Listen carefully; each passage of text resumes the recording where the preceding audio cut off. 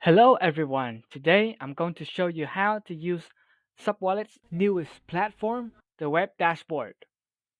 First, I'll show you how to create an account using SubWallet Web Dashboard. Then later I'll show you how to import an existing account, attach a watch-only wallet, and lastly, connect your SubWallet browser extension to the Web Dashboard. So, let's jump right in. Once you arrive at the dashboard, you'll see this welcome page.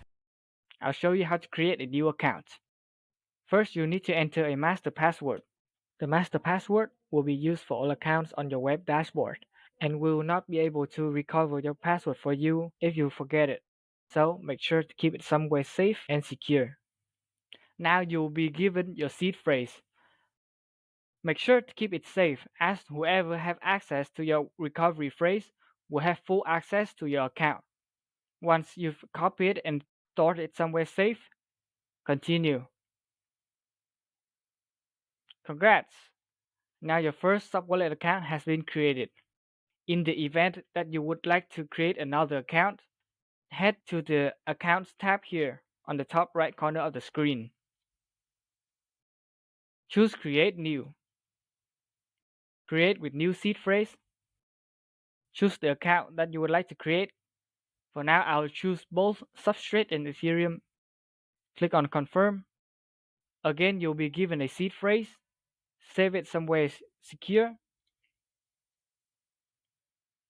And now you'll have your second account. Now, I'll show you how to import an existing account into the web dashboard.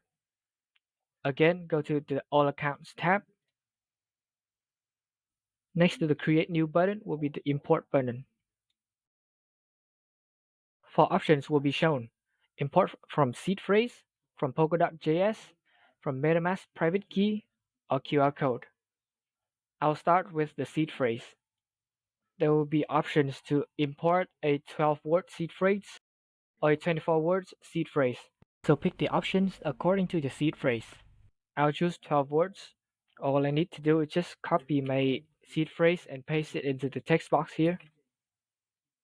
Then choose whatever accounts that I would like to import. I will choose both Substrate and Ethereum. Then choose Import. Ta-da! Your account has been imported using the seed phrase. Next, I'll show you how to import using a JSON file from Polkadot.js. To import from Polkadot.js, you will need to have your JSON file exported from the Polkadot.js extension. A detailed guide will be available in this article. Once you have had your JSON file, click Import, choose the JSON file, open, and enter your password. Remember to use the password associated with your Polkadot.js account, not the master password.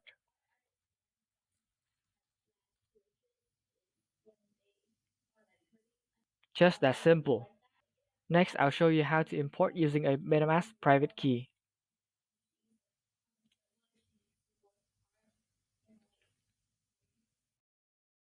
Again, you will need to have exported your private key from your MetaMask wallet. Once you have had the private key, you can paste it into the text box here. Then click on Import. Done. Easy. Another account imported. Lastly, I'll show you how to import using the QR code. You will be directed to this page. Click on Scan the QR code. If you haven't granted SubWallet permission to access your camera, this pop-up will be shown. Go to Settings, then enable camera access for QR. Click on Allow.